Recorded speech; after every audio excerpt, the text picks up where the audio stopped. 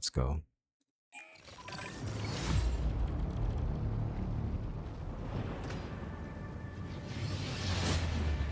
Players want more challenge. The whole point of an extraction shooter is that you're challenged to even survive in this world.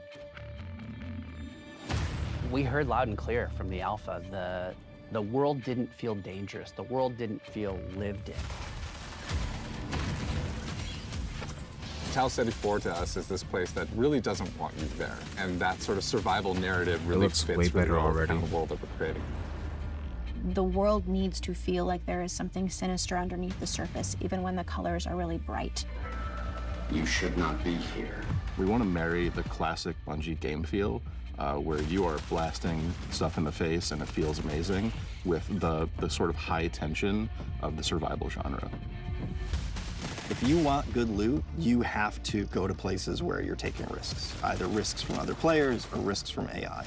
So we have all these tools now, Rook with ProxChat and the way the game works and sort of how tense it is. I think all those things work together really well. All right. We have another Rook. Come on, stop that. No. Sorry.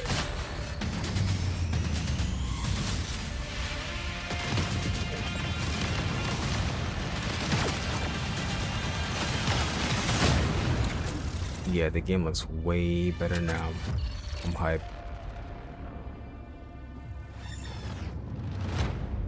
The Marathon ship is essentially a ship that we sent out from Earth, an Earth that was overpopulated, to explore and colonize a star far away that we call Tau Ceti. In a lot of ways, it's like the tale of humanity trying to go out into the dark void of space, find a place to colonize, and failing terribly at it. Everyone's gone, something catastrophic happened, and it's not just their absence that's important, it's the things that they left behind. The modern race to Tau Ceti all started when a mysterious signal came through the galaxy. The turmoil that sort of ensues gives rise to all these corporations that were invested in this Marathon project, now going, what happened? How do we recoup our investment? And then layered on top of that is the greed and corruption of all of the different factions and corporations and revolutionary groups. In our version of the world, we send people out not just to discover what happened, but also to collect from the things that remain there, and those people are runners. As a runner, you're a biocybernetic mercenary who's traded their human body for a biosynthetic one. Oh, You're let's not go. an unkillable Godslayer. You are a mercenary, a disposable mercenary. You will live, you will die. They are not people. You are the person. You go into that shell and adopt the personality matrix that is specifically designed to help you do the thing that you need to do. And you've been hired by these factions to come Just to give Tau me a Ceti release to date, scavenge it for at anything that least. might be of value. As a runner, you've left your body behind. You've I need a traveled release light date. years so that you can have access to the ultimate payday. With extraction shooters, it is all about survival. There are other people who want the same things that you want, and it's up to you to best them. But there's quiet periods where you're listening for the anticipation of something. Could there be another crew in the distance? Did I just hear a gunshot? Did I hear AI just alert? The environments look way better, bro. The colors and everything. And then there's the loud, bombastic action moments where the minute something is alerted, the minute you're in that fight, now it's go time. Players particularly pose a lot of danger to you. They can make a lot of decisions that you might find illogical and completely trick you into scenarios. Sometimes the best loot box is another player that you see along the run. So there's a few different ways you can play the game. So one of them is you can play in crew, both with your friends and also through crew fill, which will just match you with 2 other players. You can play solo, and you'll jump into a game with a bunch of other solo players. Let's go. In solo, I think the stakes are a bit higher, right? You have only yourself to rely on. You still have ProxChat, so you can call out to other solos, but you are playing a tense alliance game where it's really up to them whether or not they decide to honor or respect that alliance you might have created. It's all about figuring out what's your investment, what's your stake, when to get in, when to get out, and when to kill the other guy. Being good at Marathon is like playing poker with guns.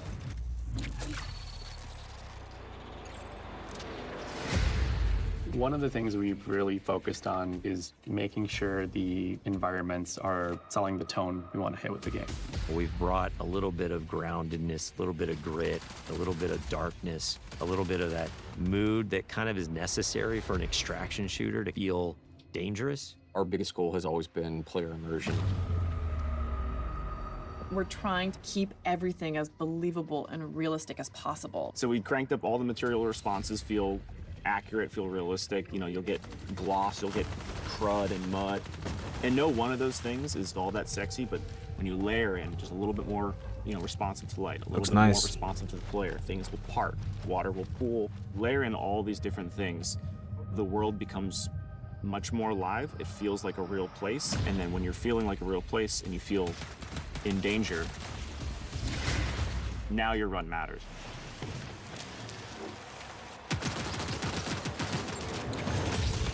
I look back at some of the alpha shots, and it's kind of hard to tell when it's sunny or when it's rainy. Weather feels like weather now. But like when it's sunny, you get this really nice like bleaching effect. It feels bright. It feels like warm when it's sunny now. Bro, that's a I feel huge like we're just improvement. celebrating that color so much more. I think it just contributes to the whole effect. So we have dead bodies in the game now. We also have like decay on the runners themselves. Like you'll actually see them fall apart. We're actually dropping the body. The body stays there and the body slowly decays over time as you loot it. So you come into a room So and it's you not see a just bunch going to of be like a carnage, holographic, but you see one body is still like pristine. disappearance when they you could know die. that their killer is probably like that. close, and you are not safe. If everybody is just It a was messy like goop, particles you're before, probably like they okay. just kind of fade away. Audio is a huge gameplay component in Marathon. Every sound plays a function.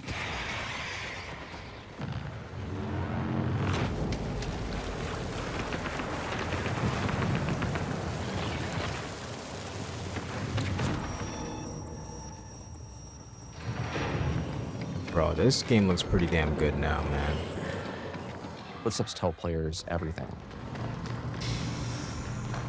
It's telling you what is the type of threat that's around you. Where are they at? Are they above you? Are they far away? Are they close by? So if I'm in bioresearch and I hear a particular material type, I know, hey, they're on the second floor and they're in this room. Our hero is the world. So we're constantly trying to figure out where can music help reinforce what is the vibe and intent of this place. There was the discussion about the interaction between score and sound design. And I wanted to create a score that wasn't just like full of instruments you've heard before. The job was, how can I make what I'm You're gonna seeing, compete with art graders, this you better get race that to sound design survival, right. even more nervous and even more terrifying or even more thrilling.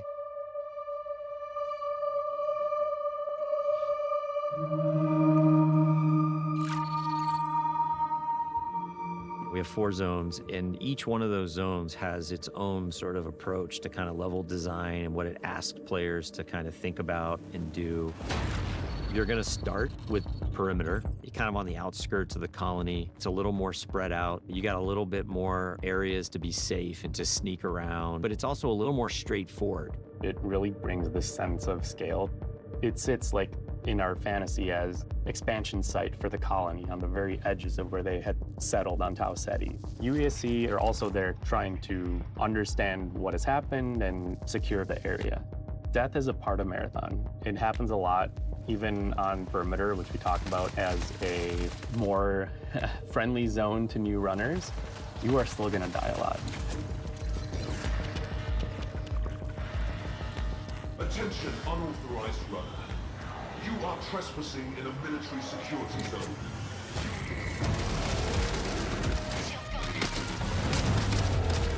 It was really important to us that the UESC were not trivial to fight. When you face them on Tau Ceti as a runner, you are the outlaw. You are trespassing.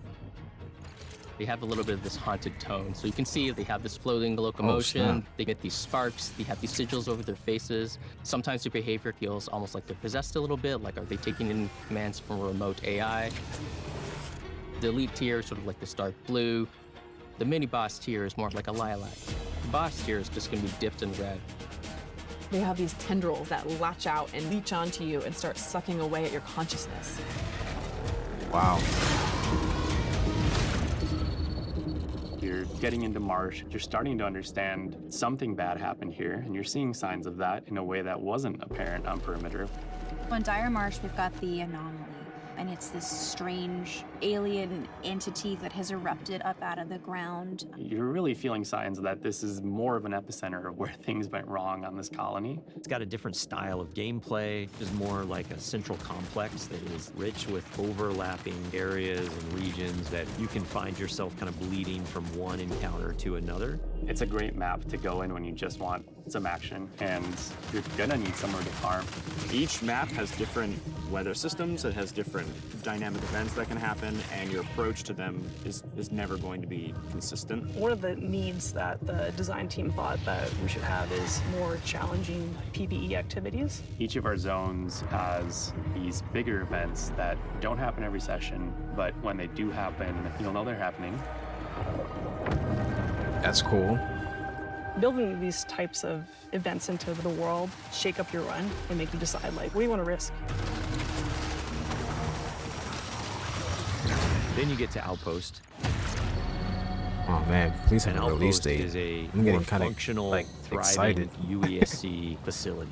There's scan drones flying overhead, the UESC's everywhere, there's tripwires, there's a weather hazards. It's a lot of stuff you're up against from the get-go. Outpost is a smaller map, but it's also a lot more vertical. It's built around a specific building that we call the Pinwheel. This is just this meat grinder of a structure that's like a corkscrewed building that has nooks and crannies and hallways, and it just becomes a real, real cluster when you're in there fighting.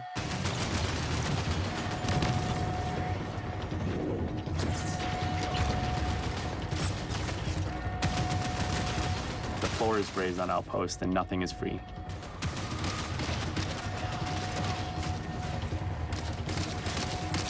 The Pinwheel hosts some of the best loot opportunities. But it's noisy, players are gonna know you're doing it, so there's extra risks.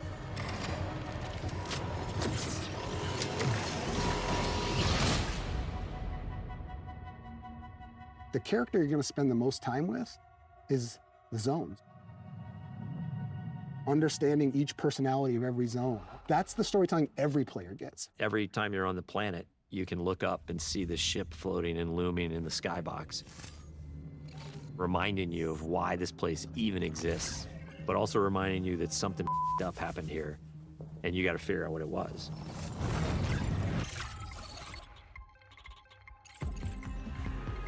Marathon has a lot of loot in it. It's a huge pie. There's a ton of different implants at every rarity. There's a ton of different runner cores. For each runner, there's over 400 weapon mods. Like, it's just an outlandish number of items to collect. There's going to be a really interesting period of discoverability where players sort of figure out, what are the pieces that I have available to me?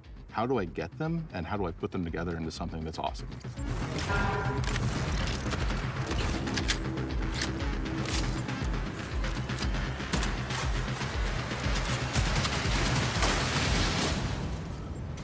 You can go through and look at how many iconic weapons have come from Bungie. And it's something that we really want to hold up and make sure that we're matching that legacy.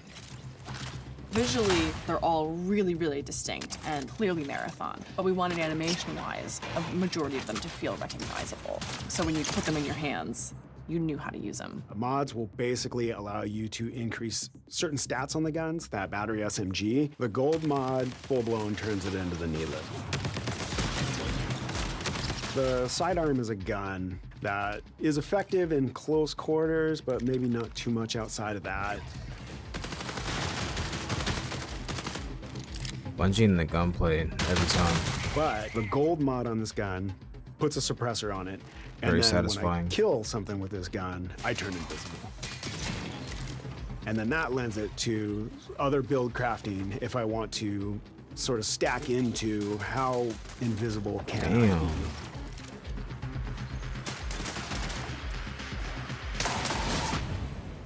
Even some weapon mods can improve stats and your runner shell's capabilities. So there's lots of different ways to raise the floor of your stats so that you're coming into each run strong.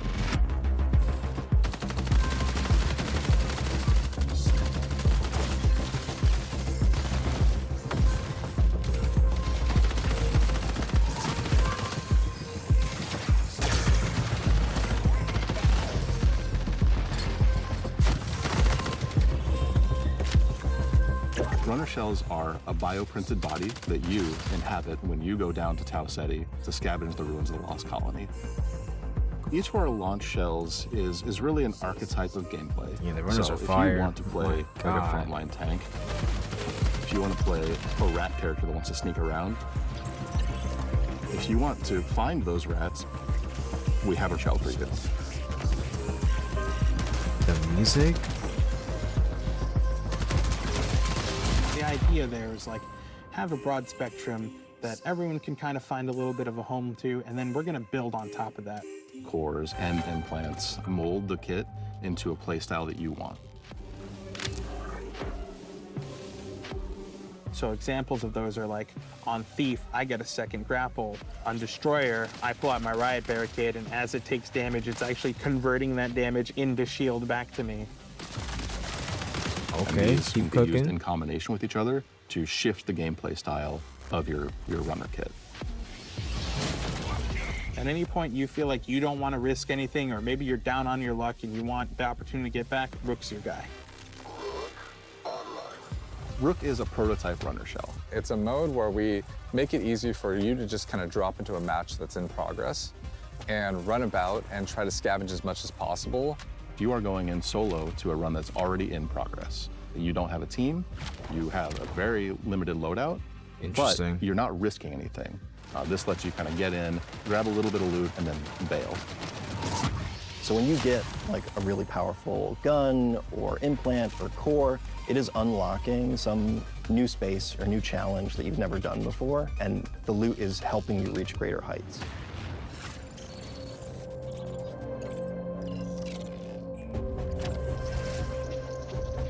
Faction agents are such a big vehicle for tone and narrative for the world. Each faction Bro, has their own the motivations, character screens. their Oh own my God. desires, the things they're going to ask you to do. We've got Traxxas. They're the most powerful corporation in human history. They have very long arms and very deep pockets to kind of get what they want. So they might ask you to go and find specific weapons or mods. Congratulations, runner. Your last performance evaluation was rated on track. If you're a That PvP is sick, player, bro. one of the factions is called Arachne. They're essentially a death cult. What that translates to is that they're asking you to go and kill other runners. The sacred thermodynamics of violence. Mida is all about destruction. They are going to give you grenades, they're going to give you claymores, they're going to let you blow the place up. Okay. And they are irreverent and dangerous. They might ask you to upload this malware into a UESC dropship, and as it leaves, it explodes and careens off into the distance. We have big plans. Explosive, visionary. Each of our factions has an upgrade tree that you unlock progressively as you gain reputation with them. And along the way, you're going to unlock these capstones that are these special upgrades. When you unlock that final capstone, you're gaining access to the best stuff in the market. You're getting gold items. In addition, these faction upgrades can increase your runner's base stats, and those base stat upgrades are permanent for the rest of the season.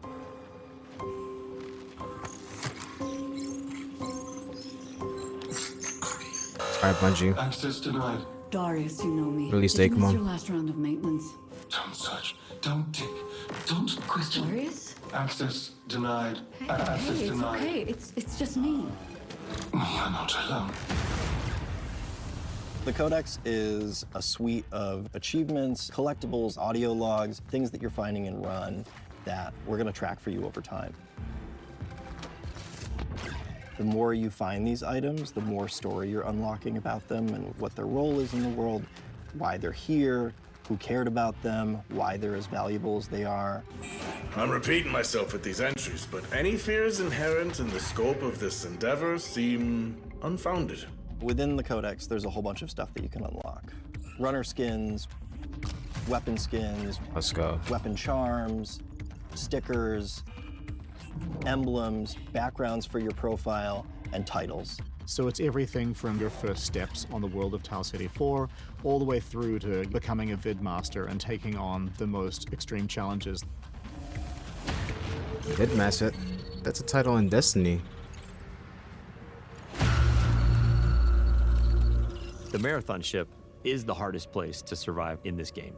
And if you're not ready to take your best stuff, well, you're not going to survive.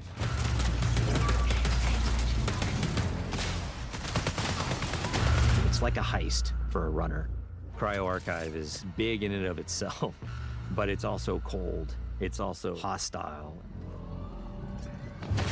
Hit that gun. Oh my god, dude. It's gonna test every aspect of the survival Dude, game. I like this sci-fi boxy Probably gonna be forced art to they run got going players in on. ways you haven't been on other maps. You're gonna run into basically every type of environmental threat you have faced before. You're gonna fight a who's who of the highest tier UESC units, and the UESC are there in this presence you haven't seen before.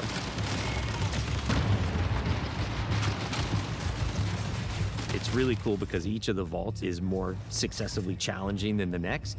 And that 7th vault is where you both are going to get the coolest thing, but also where you're going to learn the most about what happened to this place. At some point in your journey in Cryo Archive, you might start wondering if the UESC are there to keep you out or if they're actually there to keep something else in.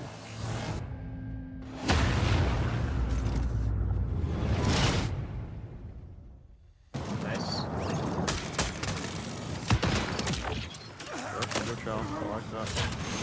I think the thing that I'm most excited about for Marathon is getting into the hands of our players.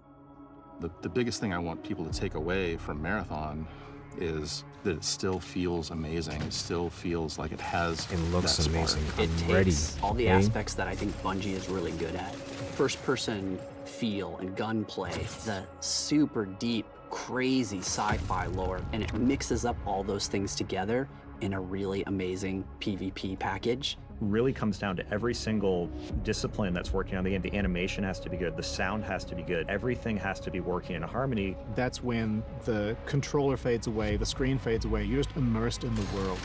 That is what we're trying to live up to with Marathon. It is a mad dash. Just I'm a not true going man to front about himself. that. It's a mad dash to the finish, but that's when you got to put in the elbow grease and the extra sweat and blood it takes to get this done. Dude, what is You ready? this? What is it? Let's go. 5 people in the extract.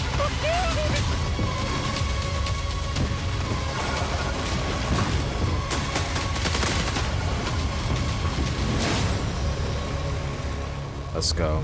All right. So no date. March. Okay, it's confirmed for March. That was the deadline. That was a deadline. Listen. Listen. This game looks way better now. I'm rooting for Bungie. They went through a lot trying to get this game out. And let's see what they cook up, man. I'm ready to play. Let's see what the future of Bungie holds when this comes out as well. I don't know what's gonna happen with Destiny. I don't know what's gonna happen to this game. All I can say is if you're watching this, give it a chance, please. And I will see you in the next one very soon. Peace.